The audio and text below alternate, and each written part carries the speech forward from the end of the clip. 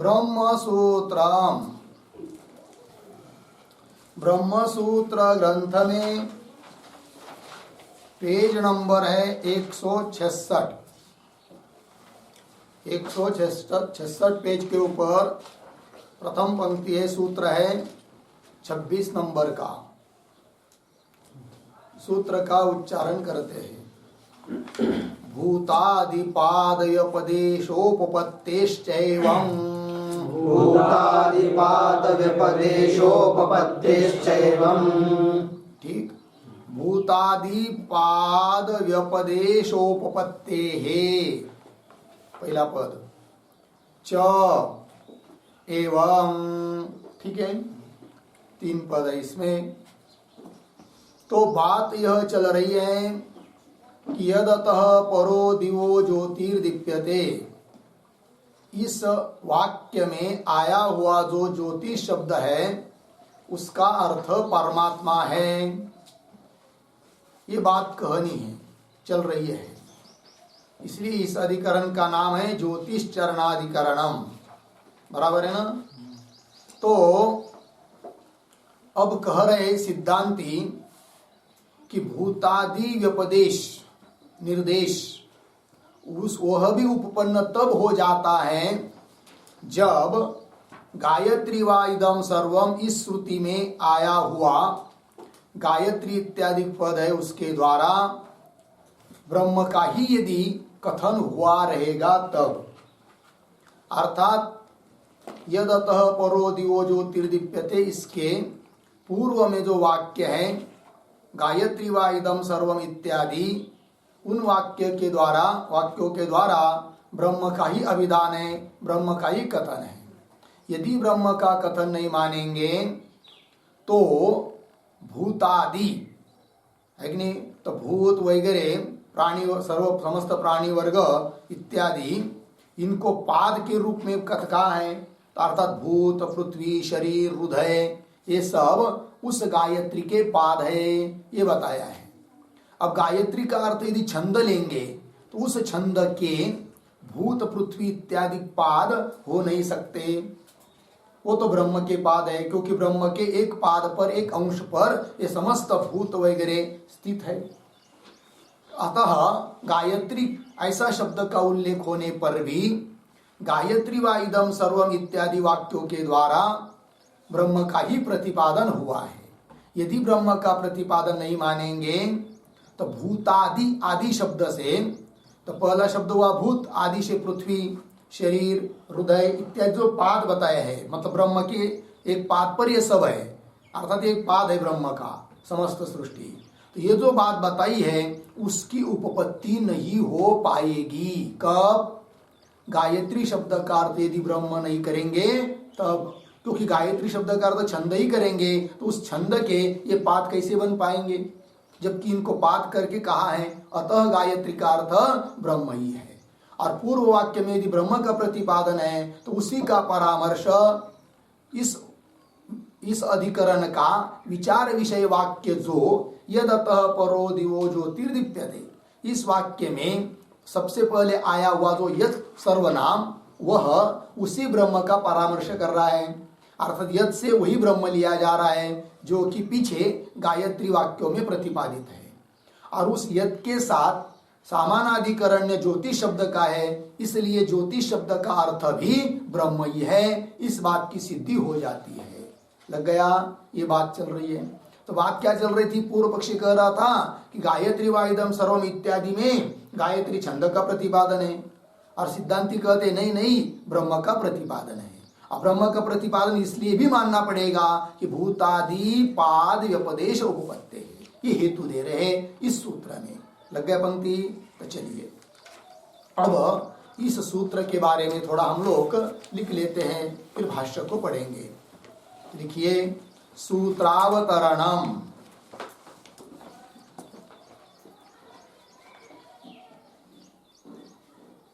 सूत्रावतरणम बराबर इतश्च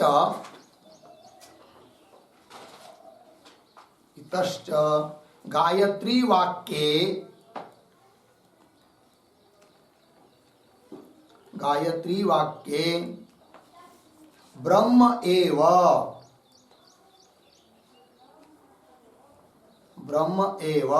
प्रकृतं भवति। प्रकृतं भवति। ठीक, यह उत्तरण हुआ। क्या तात्पर्य हुआ इस पंक्ति का? इतश्च मतलब यह भी एक कारण है कि क्या गायत्री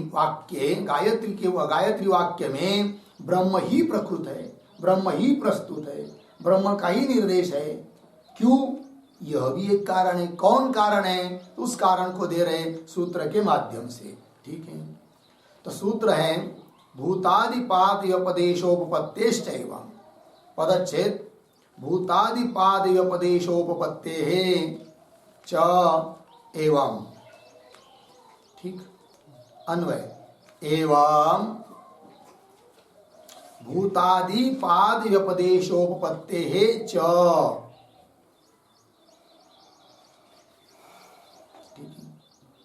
अब नीचे पदार्थोक्ति, सूत्र में आए हुए पदों का अर्थ, पदार्थोक्ति। अन्वय के अनुसार सबसे पहला पद आएगा, फिर एवं प्रतीक है, एवं बराबर उद्धरण चिन्ह में गायत्री वा इदं सर्वम।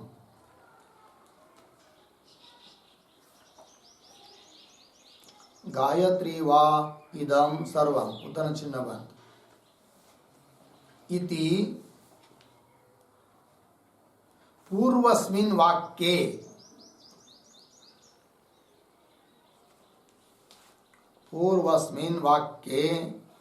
गायत्री शब्देन गायत्री अनुगतम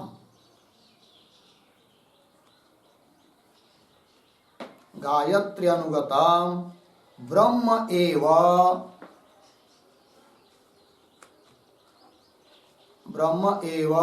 प्रकृतम अस्ति।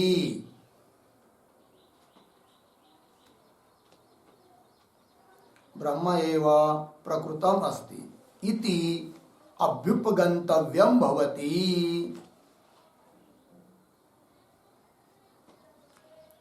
इति अभ्युपगंतव्यम भवति पूर्ण विराम। आगे प्रतीक भूतादिपादयोपदेशोपपत्तेः।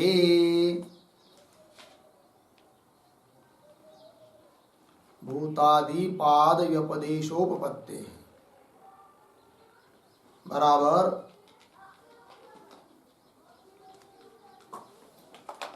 गायत्री वा इदं सर्वम इति श्रुतौ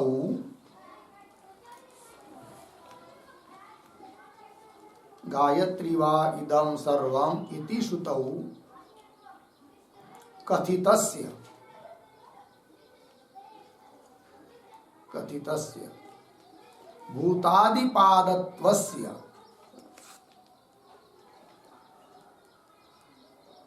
भूतादिपादत्वस्य ब्रह्मणि एव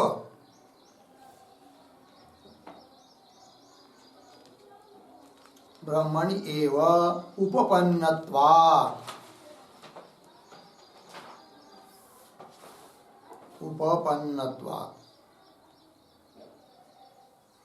ब्रह्मणि एव उपपन्नत्वात्। वह आगे प्रतीक च बराबर अपि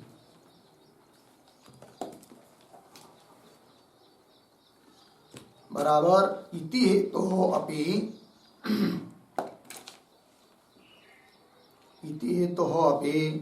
गायत्री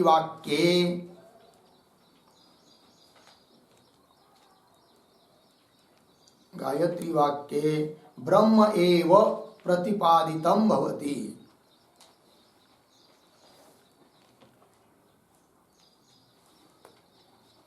ब्रह्म एव प्रतिपादितं भवति पूर्ण विराम। तदेव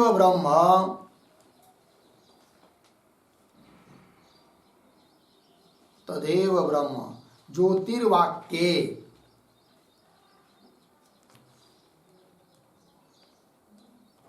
ज्योतिर्वाक्ये कौंस में लिखिए यदतः परो दिवो ज्योतिर्दीप्यते। यदतः परो दिवो ज्योतिर्दीप्यते कौंस बाण। आगे ज्योतिष पदेन ज्योति पदेन ज्योति पदेन उच्यते पूर्ण विराम। आगे अक्षर सन्निवेश रूपायाः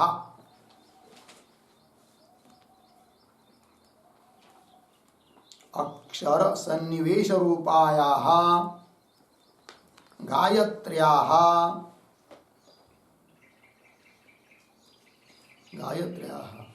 भूतादिपाद व्यपदेशानुपपत्तेः भूतादिपाद व्यपदेशानुपपत्तेः च गायत्री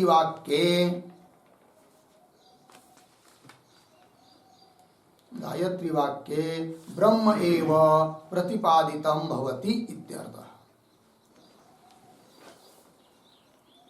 ब्रह्म एव प्रतिपादितं भवति इत्यर्थः। ठीक, देखो भाई अर्थ। एवं मतलब गायत्री वाइदम सर्वमिति पूर्वस्मिन् वाक्ये, पूर्व वाक्य में गायत्री शब्दे न गायत्री शब्द के द्वारा गायत्री में अनुगत ब्रह्म एव प्रकृतम प्रकृतम प्रस्तुतम ब्रह्म ही प्रकृत है, उसका ही आरंभ हुआ है, मतलब उसका ही प्रतिपादन हुआ है, प्रस्तुत वही है। अस्ति इति अभ्युपगंतव्य होती, यही मानना चाहिए। एवं क्यों हेतु दे रहे भूतादिपाद उपदेशोपपत्ति।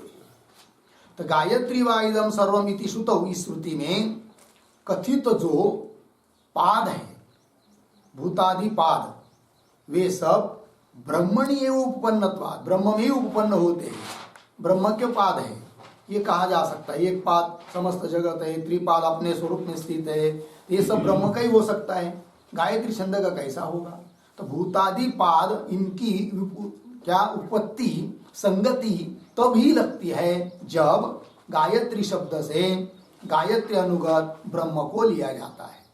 केवल छंद को लेने से इन पादों की उत्पत्ति नहीं लगती है। अतः उस गायत्री विद्या प्रकरण में गायत्री इत्यादि शब्द के द्वारा ब्रह्म का ही प्रतिपादन हुआ है, ये कह रहे सिद्धांती। लग गया? चलिए, उपपन्नत्वात् च मतलब अपि, अर्थात इस हेतु से भी गायत्री वाक्य में ब्रह्म एव प्रतिपादितम भवति, ब्रह्म ही प्रतिपादित है।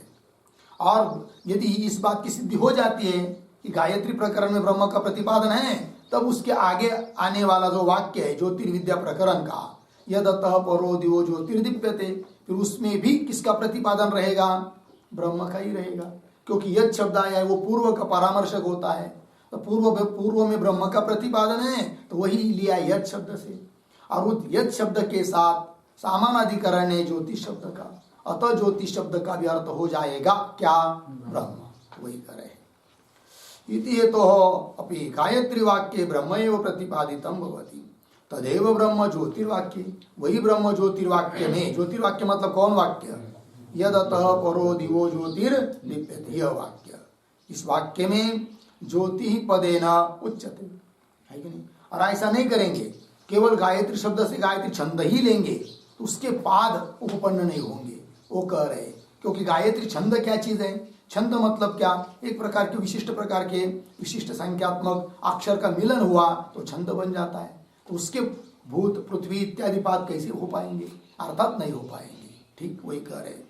अक्षर सन्निवेश रूपाया गायत्र्या, अक्षरों का सन्निवेश, अक्षरों का मिलना, है कि नहीं? स्वरूप जो गायत्री है उसके भूतादि पाद नहीं हो पाते हैं। तो वही कह रहे अक्षर सन्निवेश रूपाया गायत्र्या भूतादि पाद व्यपदेश अनुपत्ते। इसलिए सिद्ध हुआ कि गायत्री वाक्य में ब्रह्म एव प्रतिपादितम भवति। हो गया जी? चलिए, ये हुआ सूत्र का अर्थ। अब इस सूत्र के भाष्य को देखिए, मिल गया। इतश्च एवं अभ्युपगंतव्यम अस्ति, पूर्वस्मिन् वाक्ये प्रकृतम ब्रह्म इति, पूर्ण विराम। ठीक है, तो इस वाक्य में किसका व्याख्यान हो रहा है? तो सूत्र में आया हुआ जो एवं पद है उसकी व्याख्या की है इस वाक्य में। अतः इतश्च इत्यादि जो पंक्ति है कि नहीं, उसके पूर्व में एक छोटा वाक्य लिखी है अवतरणिका, सूत्रस्थम एवं पदार्थम आह।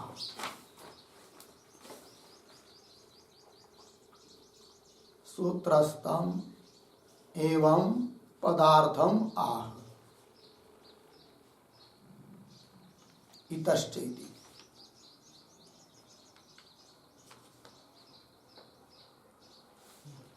ठीक, इतश्च एवं अभ्युपगंतव्यम अस्ति। इतश्च मतलब यह भी एक कारण है, किसके लिए? एवं अभ्युपगंतव्यम अस्ति, इस बात को मानने के लिए। कौन बात को मानने के लिए? तो पूर्वस्मिन् वाक्ये प्रकृतम ब्रह्म इति, पूर्व वाक्य में ब्रह्म का ही प्रतिपादन हुआ है, इस बात को इस कारण से भी मानना चाहिए। मिल गया। चाहे तो इन शब्दों का थोड़ा अन्वय कर लीजिए, कैसा पढ़ेंगे? एवं इतश्च,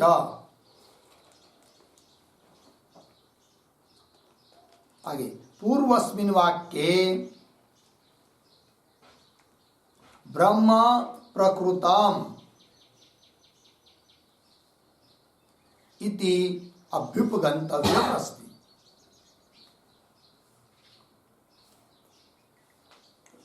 ब्रह्म इति अभ्युपगंतव्यम अस्ति। अर्थ एवं प्रतीक है, उसका अर्थ कर रहे इतश्च, ये भी एक कारण है कि पूर्व वाक्य में ब्रह्म ही प्रकृत है, ऐसा ही स्वीकार करना चाहिए। अभ्युपगंतव्यम अस्ति, क्यों? इतश्च मतलब ये भी एक कारण है। कौन कारण है? वो दे रहे आगे, यतो भूतादीन पादान व्यपदिशति श्रुति। मिला? इसका भी थोड़ा अन्वय, यतः श्रुति ही, अंतिम का शब्द है ना, यतः श्रुति ही भूतादि पादान व्यपदिशति। श्रुति नहीं है, श्रुति शब्द नहीं आपके यहाँ, तो नहीं हो तो समझ लीजिए व्यपदेशति का कर्ता, और चाहे तो लिख भी सकते हैं व्यपदिशति, व्यपदिशति के बाद श्रुति शब्द।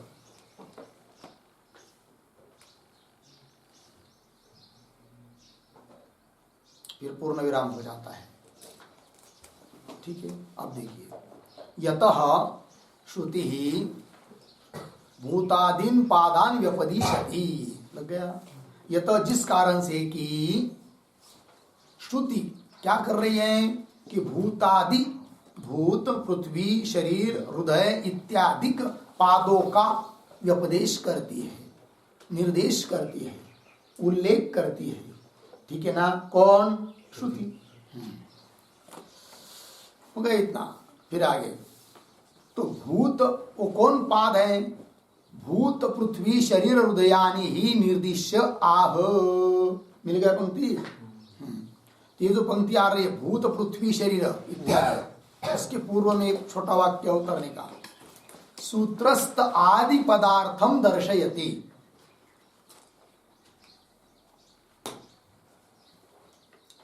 सूत्रस्थ आदि पदार्थम दर्शयति भूत पृथ्वी थी। ठीक, मतलब क्या? सूत्र में आया हुआ जो आदि पद है, उस आदि पद के अर्थ को बता रहे भगवान भाष्यकार। सूत्र में आदि पद है कि नहीं? भूतादि आदि, तो भूतादि आदि शब्द से क्या लेंगे उसको बता रहे। तो भूत तो पहले हुआ भूत, आदि से पृथ्वी, शरीर, हृदयानी, ये सब लेना है। ठीक है ना जी? तो भूत, पृथ्वी, शरीर, हृदयानी ही निर्दिश्य, इनका निर्देश करके, इनका उल्लेख करके आह, फिर श्रुति आगे कह रही है इनका उल्लेख होने के बाद क्या कह रही आगे श्रुति? सहीशा चतुष्पदा षड्विधा गायत्री इति, ऐसा कहा है। तो कैसा पढ़ेंगे? सहीशा गायत्री चतुष्पदा षड्विधा।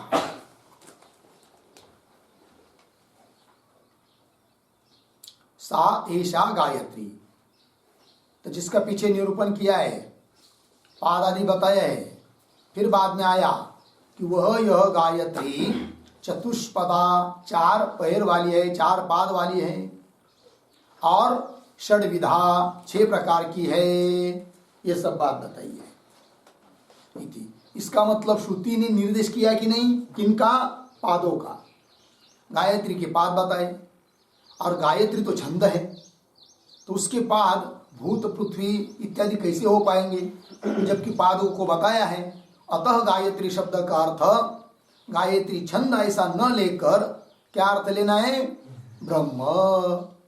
तो ब्रह्म के एक पाद पर ये समस्त भूत, समस्त प्राणी मात्र और पृथ्वी आदि ये विद्यमान है। अतः ये ब्रह्म का एक पाद है, एक है कि नहीं? ब्रह्म के एक अंश पर स्थित है, यह अर्थ निकल आता है। और ब्रह्म के 3 पाद अपने स्वरूप महिमा में है, तो चतुष्पाद ब्रह्म में लग जाते हैं, गायत्री में नहीं लगते हैं। अतः गायत्री शब्द का अर्थ ब्रह्म ही लेना चाहिए, पाद का निर्देश होने के कारण, ये बात बताई। चलिए आगे। सहीशा चतुष्पदा षड्विधा गायत्री इति, आगे इसी को स्पष्ट कर रहे अन्य शब्दों से। न ही ब्रह्मानाश्रयणे, ब्रह्म अनाश्रयणे केवलस्य छंदसः भूतादय पादाः उपपद्यन्ते। लग गया? वाक्य के आरंभ का न उपपद्यन्ते के साथ, तो कैसा होगा फिर? ही, क्योंकि ये तो ही ब्रह्म अनाश्रयणे, मतलब ब्रह्म का आश्रय नहीं करेंगे, अर्थात गायत्री इसका अर्थ ब्रह्म नहीं करेंगे, तो क्या होगा? केवलस्य छंदस, गायत्री शब्द का अर्थ केवल गायत्री छंद ही लेंगे, तो केवल छंद के भूतादय पादाः न उपपद्यन्ते, भूतादि पाद उपपन्न नहीं होते हैं। लग गया जी? तो भूतादि पादों की संगति कब लगती है? जब गायत्री शब्द का अर्थ ब्रह्म लेते हैं तब। अतः गायत्री प्रकरण में, गायत्री विद्या प्रकरण में ब्रह्म का ही निर्देश हुआ है। और जब इस बात की सिद्धि हो जाती है तो आपसे आप फिर आगे ज्योतिर्विद्या प्रकरण में ज्योतिष शब्द का अर्थ ब्रह्म हो जाता है। लगे जी? चलिए। तो न ही ब्रह्मानाश्रयणे केवलस्य छंदस भूतादय पादाः न उपपद्यन्ते, हो गया ना? इस पर एक थोड़ी टिप्पणी लिखते हैं, ये वाक्य। अत्र भूतादिभिः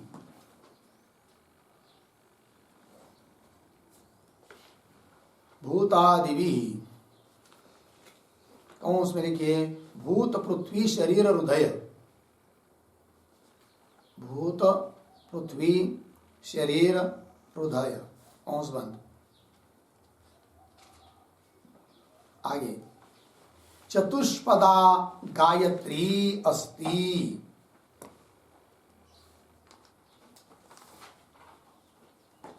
चतुष्पदा गायत्री अस्ति इति सूत्र भाष्यकारयोः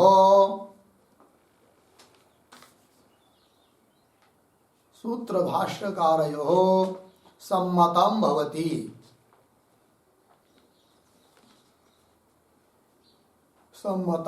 पूर्ण विराम।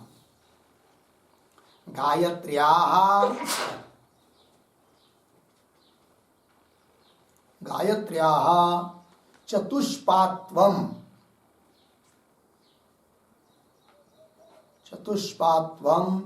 षडक्षरैः अस्ति,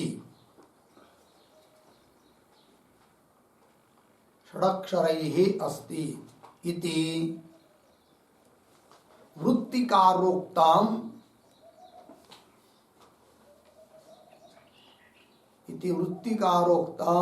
अप्रसिद्धम्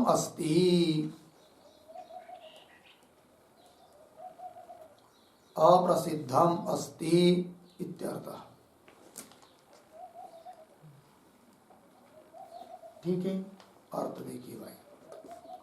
तो ये जो पादों का प्रकरण चल रहा है, तो यहाँ पर भूतादि भी अर्थात भूत पृथ्वी शरीर हृदय इत्यादि से चतुष्पदा गायत्री अस्ति, 4 पाद वाली गायत्री है, किंतु उसके पाद कौन? पृथ्वी भूत पृथ्वी इत्यादि के सब पाद है, ऐसा कहना है, सम्मत है, मान्य है। किसको? सूत्रकार और भाष्यकार को। अर्थात सूत्रकार और भाष्यकार गायत्री के पाद के रूप में किनको चाहते हैं? भूत पृथ्वी इत्यादि को चाहते हैं। तो भूत पृथ्वी इत्यादि सब हृदय शरीर सब मिलकर एक पाद, त्रिपाद उसके अपनी महिमा में इस रूप से पाद को कहना चाहते हैं, गायत्री की ये पाद है करके। किंतु जो एक देशी वो है वृत्तिकार, वे कहते हैं कि भूत पृथ्वी इत्यादि कोई पाद नहीं है। कौन पाद है फिर उस गायत्री के? 6 अक्षर का एक पाद, दूसरे 6 अक्षर का दूसरा पाद, तीसरे 6 अक्षर का एक तीसरा पाद, फिर पुनः चतुर्थ रूप से 6 अक्षरों का एक पाद, इस रूप से पाद है गायत्री के, ऐसा वो कहते हैं। क्योंकि किंतु वो उनका कहना अप्रसिद्ध है, ठीक नहीं है, सम्मत नहीं है, अनुकूल नहीं बैठता है, उपपन्न नहीं हो पाता है। ठीक है, चलिए ये बात अलग अलग करके दिखा दी। आगे चलिए, अपीच मिला पंक्ति। तो अपीच इत्यादि पंक्ति से और क्या कहना चाह रहे भगवान भाष्यकार? तो लिखिए पूर्व के रूप में, एक अवतरणिका के रूप में वाक्य। अपी के पहले सूत्रस्थ चकारेण, सूत्रस्थ चकारेण सूचितम, सूचितम युक्त्यंतरम आह,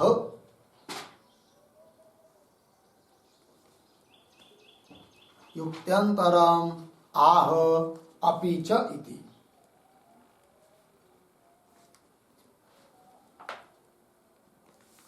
ठीक है, अर्थ देखिए भाई।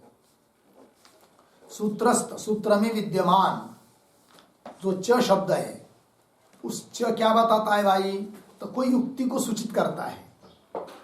तो वही कह रहे हैं, सूत्रस्थ चकारेण सूचितम युक्त्यंतरम, और भी अन्य युक्तियां, तो उसका उल्लेख कर रहे अपीच इत्यादि पंक्ति के द्वारा। चकार से सूचित युक्ति को कह रहे हैं अपी इत्यादि से। तो पंक्ति देखिए भाष्य की, अपीच ब्रह्म अनाश्रयणे नेयम रुक न इयम रुक संबध्यते तावान अस्य महिमा इति। मिला? देखो भाई अर्थ, थोड़ा अन्वय। अपीच ब्रह्म अनाश्रयणे,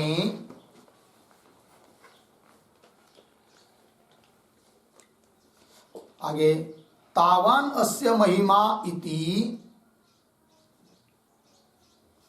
पीछे इयम रुक, इयम रुक न संबंधेत, न संबंधेत, संबद्धेत हुआ ना? अर्थ देखिए भाई, अपीच, अपीच क्या? ब्रह्म अनाश्रयणे, गायत्री का अर्थ यदि ब्रह्म नहीं करते हैं तो क्या होगा फिर?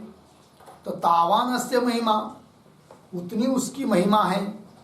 ये जो श्रुति में बताया है, तो यह जो श्रुति है तावानस्य महिमा, इयम रुक, रुक मतलब रुचा, रुक अर्थात मंत्र, न संबद्धेत, वो भी सुसंपन्न नहीं होगा। कौन? रुक, रुचा, कौन रुचि?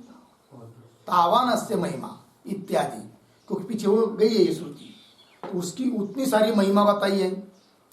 ये सब वो है, गायत्री है, भूत गायत्री है, प्राण गायत्री है, शरीर गायत्री है, ये सब उसकी महिमा बताई है। अब ये महिमा बताने वाला वाक्य तभी समन्वित हो पाएगा जब गायत्री शब्द का अर्थ ब्रह्म लेंगे तब, क्योंकि ये सब ब्रह्म की महिमा है। और गायत्री शब्द का अर्थ छंद ही लेंगे तो छंद की वो महिमा है, ये सिद्ध नहीं हो पाता है, अतः वाक्य का समन्वय नहीं हो पाएगा। कौन सा वाक्य? तावान अस्य महिमा इत्यादि वाक्य लग गया जी। तो कुल मिलाकर इस युक्ति से भी क्या सिद्ध हुआ? गायत्री शब्द से ब्रह्म का ही प्रतिपादन हुआ है, ये बात। चलिए भाई पुनः पढ़ता हूं। अपिच ब्रह्मानाश्रयणे, ब्रह्म का आश्रय नहीं करेंगे तो, ब्रह्म अर्थ नहीं मानेंगे तो, तावानस्य महिमा इति इयम रूप, यह इस प्रकार की रुक रुचा न संबद्धेत, सुसंपन्न नहीं होगी, समन्वित नहीं होगी, है कि नहीं? इसलिए गायत्री का अर्थ ब्रह्म ही लेना पड़ रहा है। आगे चलिए। अनया ही रुचा स्वरसेन ब्रह्म एव अभिधीयते, क्योंकि यह जो रुचि है, मंत्र है, तावानस्य महिमा, इसमें मुख्य रूप से ब्रह्म का ही प्रतिपादन हुआ है, और वो तब समन्वित नहीं हो पाएगी, सुसंगत नहीं हो पाएगी यदि गायत्री शब्द का अर्थ छंद ही लेंगे तो। अतः गायत्री शब्द का अर्थ छंद नहीं अपितु ब्रह्म है। तब तो यह श्रुति भी, रुचा भी समन्वित हो जाती है, क्योंकि उसका मुख्य प्रतिपाद्य विषय कौन है? ब्रह्म ही है। पंक्ति देखिए, अनया ही रुचा, इस रुचि इसके द्वारा स्वरसेन ब्रह्म एव अभिधीयते।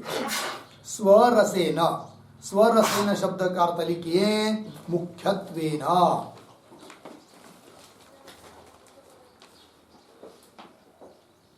मुख्यत्वेन, मुख्य रूप से।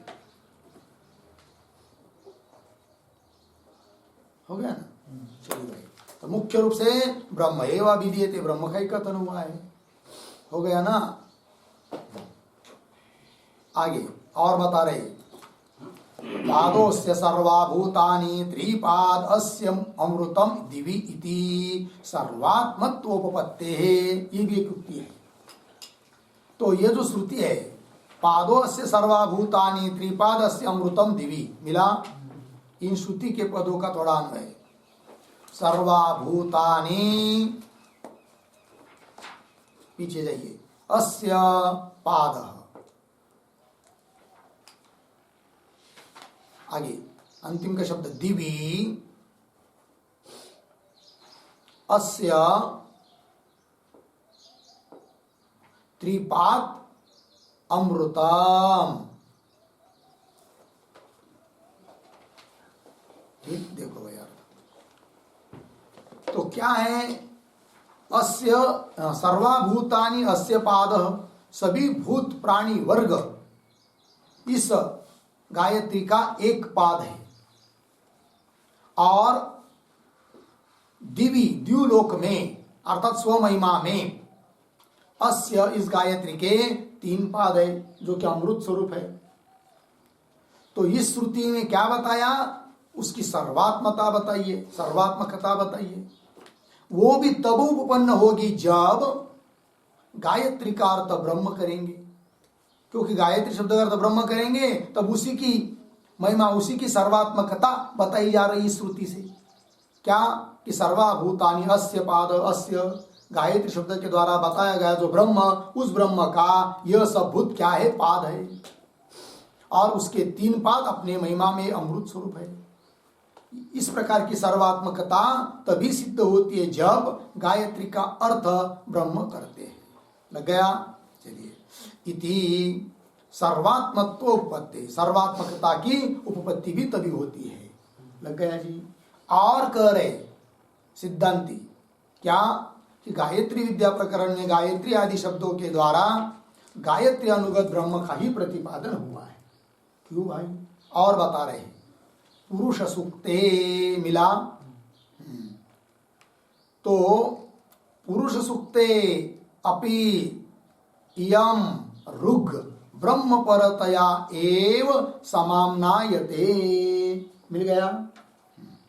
तो ये जो वाक्य है पुरुष सूक्ति इत्यादि, उसके पूर्व में एक वाक्य लिखिए अवतरने का रूप में, तस्याः रुचः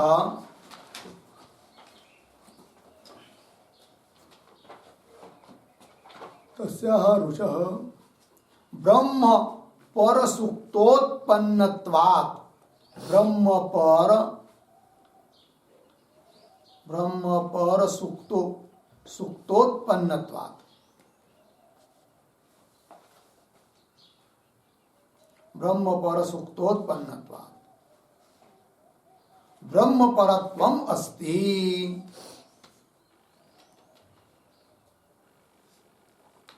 ब्रह्म परत्वम अस्ति इति आह पुरुष सूक्ते इत्यादि।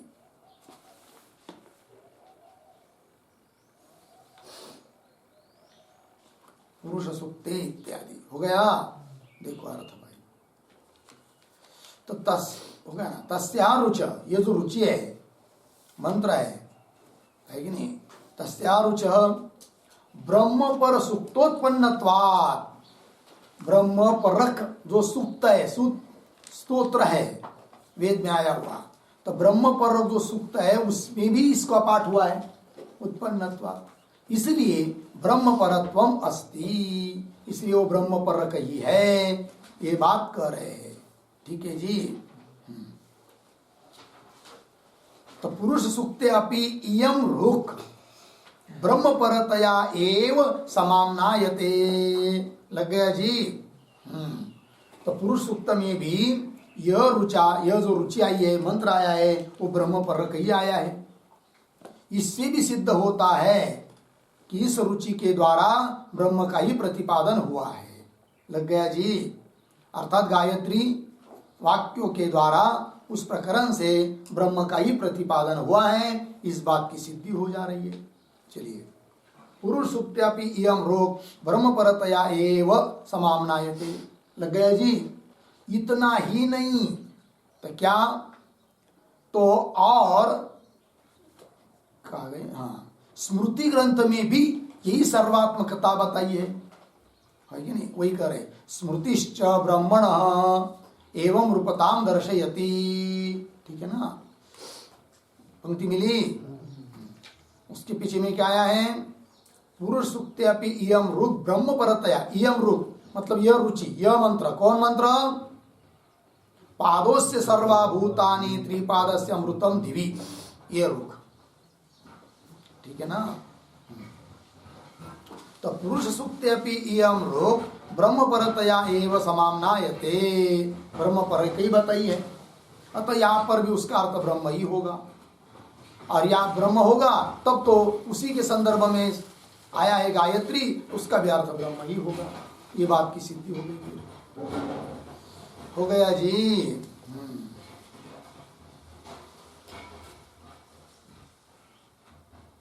पुरुष सुक्त्यपि इयं रोक ब्रह्म परतया एव समाम्नायते। मिला ना। आगे क्या है, स्मृतिश्च। लग गया।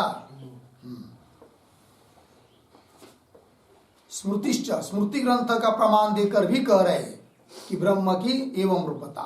तो वही कह रहे, स्मृतिश्च ब्रह्मण एवं रूपा एवं रूपताम दर्शयति। दर्शयति, दर्शयति का कर्ता कौन है? स्मृति। स्मृति ही दर्शयति। स्मृति किम दर्शयति?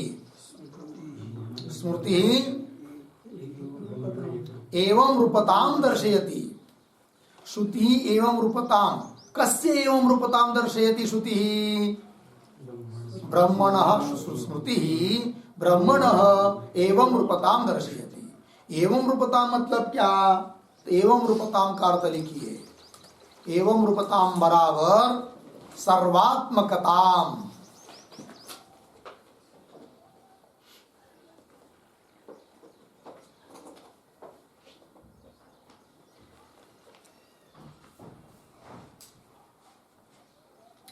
हो गया जी। सर्वात्मकता स्मृति भी दिखा रही है।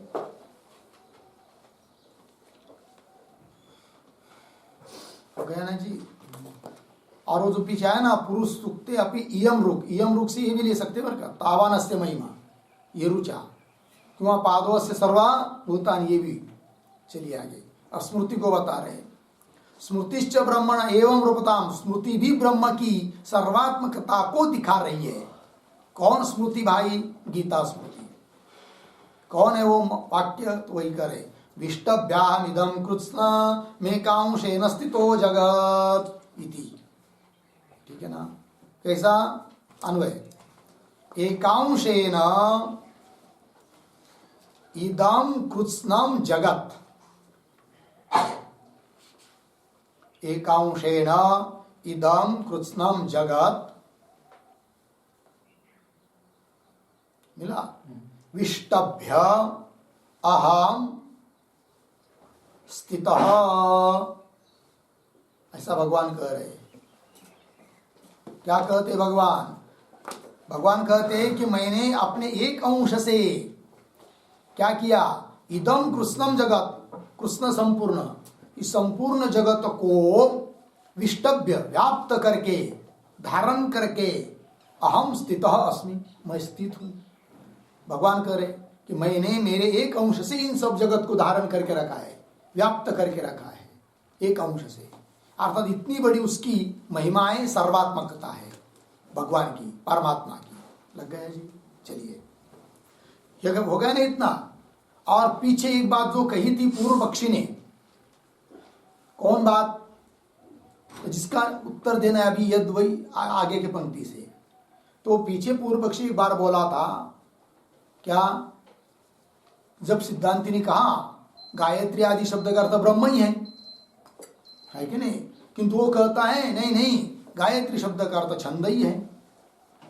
तब सिद्धांति ने प्रश्न किया था उस पूर्व पक्षी को, अरे पूर्व पक्षी, इस गायत्री प्रकरण के द्वारा छंद का ही कथन मानोगे तो उसी गायत्री प्रकरण में यह जो वाक्य आया है यद वै तद ब्रह्म, साक्षात ब्रह्म का यह उल्लेख है, निर्देश है, नाम ब्रह्म ऐसा कहा है, तो ब्रह्म को ही, ब्रह्म का ही प्रतिपादन हुआ, यही तुमको मानना चाहिए। तब उस समय उस पूर्व पक्ष ने कहा था पीछे कि यद वै तद ब्रह्म, इस वाक्य में भले ब्रह्म शब्द का निर्देश हो किंतु प्रसंग के अनुसार उस ब्रह्म शब्द का अर्थ भी हम छंद ही करेंगे, ऐसा कहा था। किसने? पूर्व पक्षी ने। उसका उत्तर देना है अब। तो ये जो पंक्ति आ रही है यद वै तद ब्रह्म, उसके पूर्व में एक वाक्य लिखिए अवतरणिका के रूप में। ब्रह्मपदस्य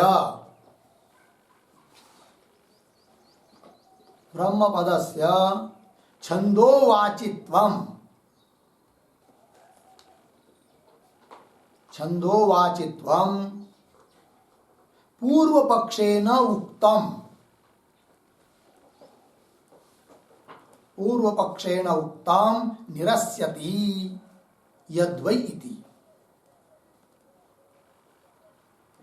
देखिए भाई अर्थ, तो ब्रह्म पद यद्वै तद ब्रह्म इत्यादि जगह आया हुआ जो ब्रह्म पद है वो भी छंद का ही वाचक है, ऐसा बोला था कौन? पूर्व पक्षी। तो वही लिख के दिया, ब्रह्म पदस्य छंदोवाचित्वम पूर्व पक्षेन उक्तम निरस्यति, उसका निराकरण कर रहे आप। तो देखिए कैसे निराकरण हो रहा है। यद वै तद ब्रह्म इति च, मिला, इति च निर्देशः एवं सती मुख्यार्थ उपपद्यते। वाह, तो ये जो पंक्ति पढ़ी ना मैंने, यद वै से लेकर उपपद्यते तक, इसका थोड़ा अन्वय करेंगे। एवं सती यद वै तद ब्रह्म इति च निर्देशः, आगे मुख्यार्थे उपपद्यते।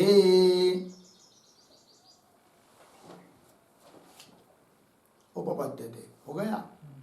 देखो भाई सिद्धांती कह रहे, क्या कह रहे? अरे पूर्व पक्षी, ब्रह्म शब्द का अर्थ यहां पर छंद करने की जरूरत नहीं है, ब्रह्म शब्द का मुख्य अर्थ ब्रह्म ही लेना चाहिए, और वो लिया जाएगा कब? एवं सती।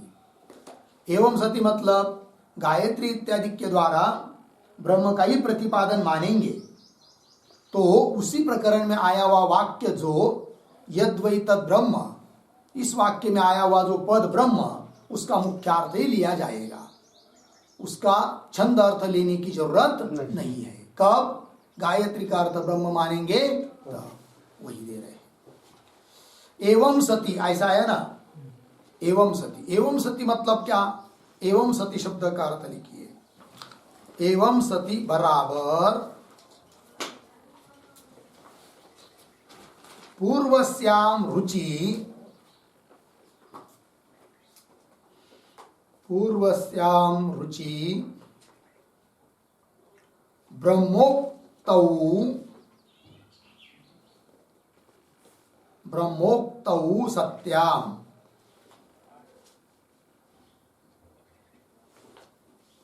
ब्रह्मोक्तौ सत्याम। ठीक, मतलब क्या? एवं सत्य मतलब पूर्व रुचि में, पूर्व मंत्र में ब्रह्म का ही कथन है ऐसा मानने पर एवं सती क्या होगा फिर? तो यद्वै तद ब्रह्म इति, मतलब इस श्रुति में आया हुआ जो निर्देश ब्रह्म शब्द, इति च निर्देश मुख्यार्थे उपपद्यते, ब्रह्म शब्द का अर्थ मुख्य ही लिया जाएगा, अर्थात ब्रह्म शब्द का अर्थ ब्रह्म ही लिया जाएगा, न कि छंद। ठीक है जी, ये कह दिया। मुख्यार्थे उपपद्यते होगा इतना, पूर्ण विराम। फिर आगे चलिए। ते वायते पंच ब्रह्म पुरुषाः इति च हृदय सुशिशु ब्रह्म पुरुष श्रुति ब्रह्म संबंधितायाम विवक्षितायाम संभवती। और एक हेतु दे रहे, किसके लिए? गायत्री इत्यादि प्रकरण में ब्रह्म का ही प्रतिपादन है, अन्य का नहीं। इस बात को सिद्ध करने के लिए और एक युक्ति दे रहे हैं। क्या कह रहे? पंक्ति को पढ़ता हूं। ते वा एते पंच ब्रह्म पुरुषाः, लग गया? इति च हृदय सुषिषु, मिला? सुषि शब्द का अर्थ होता है छिद्र, तो हृदय सुषिषु मतलब हृदय छिद्रेषु, ये उसका अर्थ है। तो ब्रह्म श्रुति ही ब्रह्म संबंधितायाम विवक्षितायाम संभवती, मिला? थोड़ा अन्वय करेंगे इन शब्दों का। तो देखिए, ब्रह्म संबंधितायाम विवक्षितायाम, विवक्षितायाम, मिला? फिर शुरू से, ते वायेते पंच ब्रह्म पुरुषाः इति च हृदय सुशिशु ब्रह्म पुरुष श्रुति। फिर अंतिम शब्द संभवती, मतलब यह श्रुति भी संभव हो रही है, समन्वित हो जाएगी, कोई विरोध नहीं होगा। कब? ब्रह्म संबंधितायाम विवक्षितायाम, उसी वाक्य में आया है। गायत्री इत्यादि के द्वारा ब्रह्म का ही प्रतिपादन है ऐसा मानेंगे तब यह बात भी सुसंगत हो जाएगी। कौन सी? ते वा एते पंच ब्रह्म पुरुषाः इति हृदय सुशिशु, हृदय के छिद्रों में ब्रह्म पुरुष श्रुति, इस श्रुति को कहते ब्रह्म पुरुष श्रुति ही संभवती, संभव हो जाती है। अब ये कैसे भाई? इस बात को थोड़ा समझना पड़ेगा। तो ये जो पद आया है अन्वय के अनुसार, पहले ब्रह्म संबंधितायाम, मिला? उस पर लिखिए थोड़ा एक वाक्य।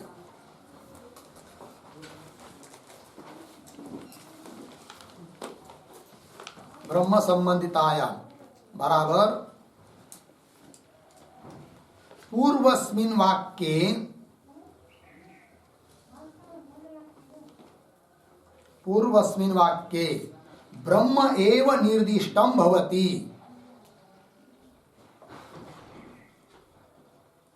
ब्रह्म एव निर्दिष्टं भवति इति विवक्षितायाम, इति विवक्षितायाम ब्रह्म पुरुष श्रुति, ब्रह्म पुरुष श्रुति बराबर उद्धरण चिन्ह में ते वा एते पंच ब्रह्म पुरुषाः, ते वा एते पंच ब्रह्म पुरुषाः, उद्धरण चिन्ह बंद, इति श्रुति ही संभवती इत्यर्थः।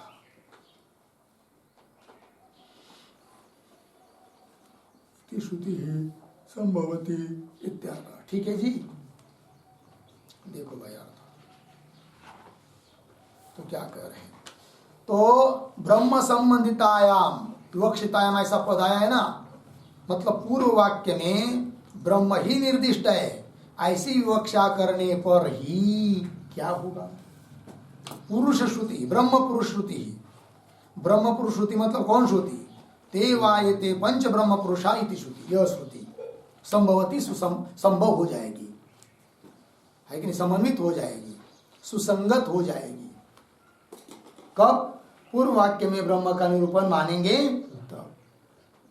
कैसे? ये श्रुति भी संभव हो जाएगी, तो उसको थोड़ा समझना पड़ेगा। तो उसके लिए और थोड़ा लिखेंगे टिप्पणी अलग करके संभवती आदि के ऊपर। तो लिखिए, हृदयस्य चतुर्दिक्षु, हृदयस्य चतुर्दिक्षु ऊर्ध्वं च, ऊर्ध्वं च पंचसुषयः,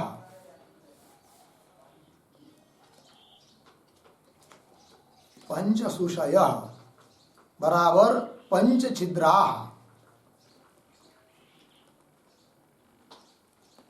पंचछिद्राः सन्ति। पूर्णविराम।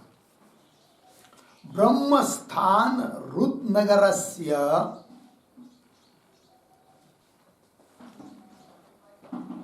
ब्रह्मस्थान रुद्नगरस्य, रुन्नगरस्य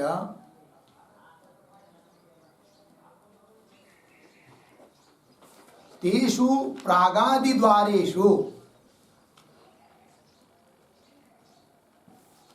तेषु प्रागादिद्वारेषु ध्यानार्थम,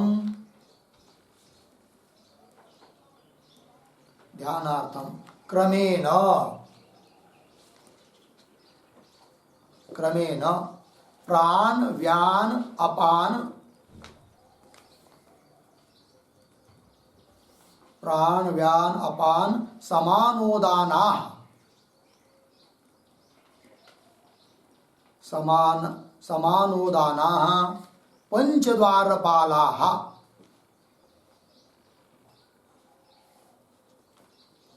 पंचद्वारपालाः इति श्रुत्या कल्पितम्,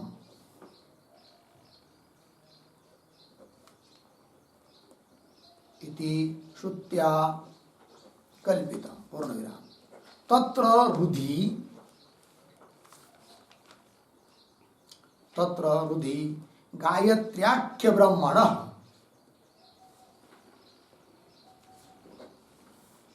गायत्र्याख्य ब्रह्मणः उपासना संबंधितायाम,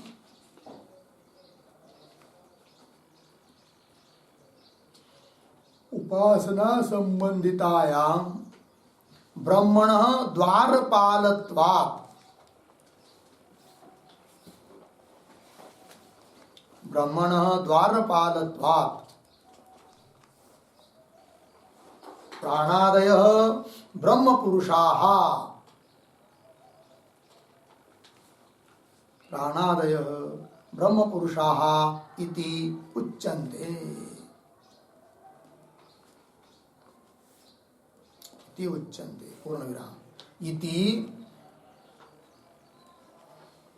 हृदय छिद्रस्त प्राणेषु, हृदय छिद्रस्त प्राणेषु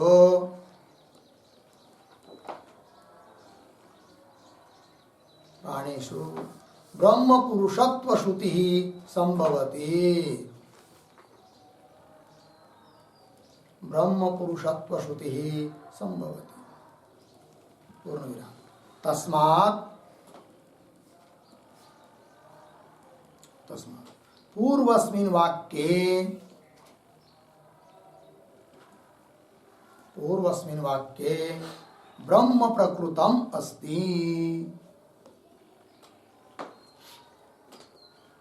ब्रह्म प्रकृतम अस्ति। हो गया? देखो भाई, तो वहां का प्रकरण थोड़ा खोलकर बता दिया।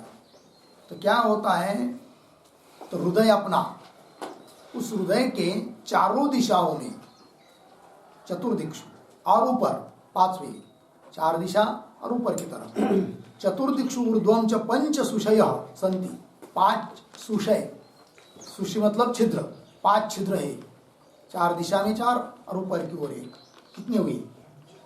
पांच छिद्र है।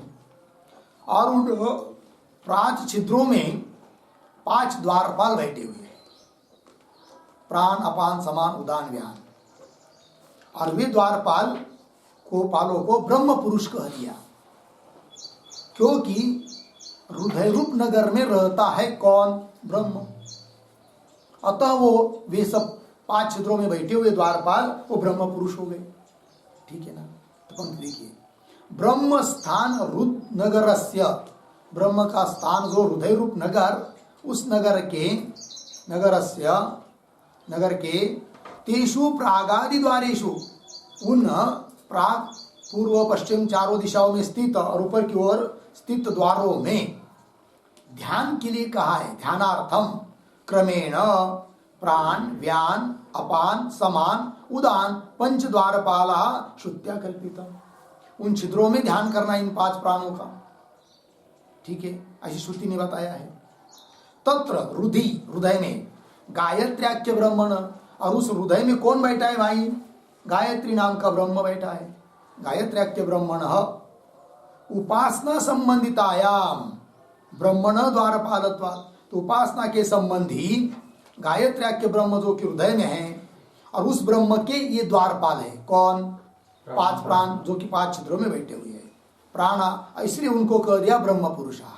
ठीक है, तो द्वारपालत्वात् प्राणादय ब्रह्म पुरुषा इति उच्यन्ते, उनको ब्रह्म पुरुष शब्द से कहा जाता है। लगा इतना? आगे, इति हृदय छिद्रस्थ प्राणेषु, हृदय के छिद्रों में विद्यमान जो प्राण, उन प्राणों में ब्रह्म पुरुषत्व श्रुति, अर्थात ये ब्रह्म पुरुष है, ये श्रुति बता रही कि नहीं?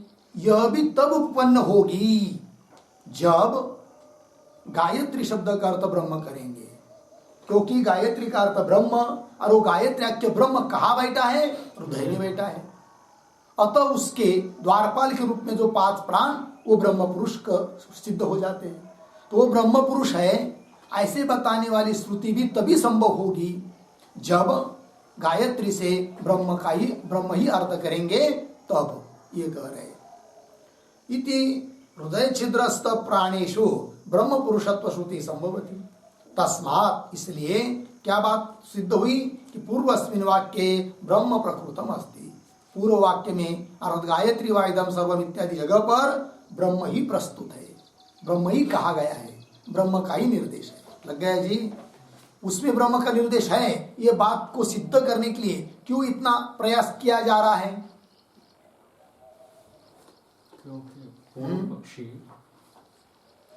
गायत्री प्रकरण में गायत्री इत्यादि शब्दों के द्वारा ब्रह्म का ही निरूपण हुआ है कि नहीं? इस बात को सिद्ध करने के लिए बहुत युक्ति आदि प्रयास किया जा रहा है। क्यों? इसमें जो यद शब्द आया है वो सर्वनाम का है, और पूर्व में यदि ब्रह्म का कथन किया ऐसा मानेंगे तो यद शब्द से भी ब्रह्म ही लिया जाएगा। नहीं तो यदि पूर्व में ब्रह्म का प्रतिपादन नहीं मानेंगे तो यद शब्द से ब्रह्म नहीं लिया जाएगा, और यद शब्द से ब्रह्म नहीं लिया जाएगा तो ज्योति शब्द का अर्थ भी ब्रह्म नहीं हो पाएगा। लग गया कि नहीं? तो पूर्व जो गायत्री प्रकरण में गायत्री के द्वारा ब्रह्म का ही निरूपण हुआ है, इस बात को बहुत प्रयास से सिद्ध किया जा रहा है, क्योंकि वो ब्रह्म ही है प्रतिपादन हुआ ऐसा सिद्ध होगा। तब इस अधिकरण का विचार विषय वाक्य जो यदत परो दिवो ज्योतिर्दीप्यते, इस वाक्य में आया हुआ पहला शब्द सर्वनाम यद, उससे भी फिर उसका परामर्श ब्रह्म ही लिया जाएगा, और उस यद के साथ समानाधिकरण शब्द ज्योति, उससे भी ब्रह्म लिया जाएगा। और यदि पूर्व प्रकरण में छंद का प्रतिपादन रहेगा तो इस वाक्य में यद शब्द से और ज्योति शब्द से ब्रह्म को नहीं ले पाएंगे। इसीलिए इस यहाँ पर सिद्ध करना है हमको ज्योति शब्द का अर्थ ब्रह्म, किंतु उसको सिद्ध करने के लिए और यद शब्द का अर्थ ब्रह्म लेने के लिए इतना प्रयास चल रहा है कि पीछे भी ब्रह्म का ही प्रतिपादन हुआ है। लग गया ये बात? तस्मात् पूर्वस्मिन् वाक्ये ब्रह्म प्रकृतम अस्ति। लग गया इतना? चलिए मूल भाष्य की पंक्ति में, ते वा एते पंच ब्रह्म पुरुषात्, 5 ब्रह्म पुरुष को नहीं समझ में आया ना? हाँ। इति च हृदय सुशीषु ब्रह्म पुरुष श्रुति ब्रह्म संबंधितायाम विवक्षितायाम संभवती। लग गया? अन्वय कैसा किया था? ब्रह्म संबंधितायाम विवक्षितायाम ते वा एते पंच ब्रह्म पुरुषाः इति च हृदय सुशीषु ब्रह्म पुरुष श्रुति ही संभवती, वो भी संभव हो जाती है। लग गया? तो चलिए फिर इतने सब बातें कही, उससे क्या सिद्ध हुआ? तो आगे चलिए भाष्य में, तस्मात् अस्ति पूर्वस्मिन् वाक्ये ब्रह्म प्रकृतम्। लग गया? इस बात की सिद्धि हुई। तो अन्वय, तस्मात् पूर्वस्मिन् वाक्ये ब्रह्म प्रकृतम् अस्ति। इसलिए बात सिद्ध हो गई कि पूर्व वाक्य में ब्रह्म ही प्रकृत है, ब्रह्म ही प्रस्तुत है। लग गया जी? फिर आगे तदेव ब्रह्म, अब पूर्व वाक्य में ब्रह्म प्रस्तुत है, सिद्ध हो गया। अब कह रहे फिर तदेव ब्रह्म, जो कि पूर्व वाक्य में कहा है वही ब्रह्म ज्योतिर्वाक्ये, ज्योतिर्वाक्य में, ज्योतिर्वाक्य मतलब कौन वाक्य? यदतः परो दिवो ज्योतिर्विद्यते, तदेव ब्रह्म ज्योतिर्वाक्ये, ज्योतिर्वाक्य में द्यु संबंधात प्रत्यभिज्ञायमानम परामृश्यते इति स्थितम। लग गया जी? तदेव ब्रह्म, पूर्व प्रकरण में कहा हुआ ब्रह्म ही इस ज्योतिर्वाक्य में उसका प्रत्यभिज्ञान हो जाएगा। क्यों? द्यु संबंधात, क्योंकि पीछे में द्यु का संबंध आया है, दिवी सप्तमी आया ना, और इस वाक्य में भी, ज्योतिर्वाक्य में भी द्यु का संबंध आया पंचमी। यदतः परो दिवो ज्योतिर्दीप्यते, दिव आया कि नहीं? और पीछे भी आया है क्या? दिव। क्या है वो वाक्य? त्रिपादस्य अमृतम दिवी, दिवी आया कि नहीं? तो द्यु के संबंध से, ठीक है? तो पंक्ति देखिए, तो तदेव ब्रह्म ज्योतिर्वाक्ये द्यु संबंधा, द्यु के संबंध से प्रत्यभिज्ञायमानम, उसी की प्रतिविज्ञा हो रही है, वही यह है जो पूर्व प्रकरण में कहा है, वही इस प्रकरण में कहा जा रहा है। प्रतिविज्ञान इसी को कहते, तदेव अयम सोयम देवदत्त। इस प्रकार से प्रत्यभिज्ञायमानम परामृश्यते, प्रत्यभिज्ञायमानम इसका अर्थ करिए स्मृतम, मतलब स्मृति, उसी की स्मृति, उसी की प्रतिविज्ञा। प्रत्यभिज्ञायमानम स्मृतम परामृश्यते, परामृश्यते का अर्थ करिए विचार्यते।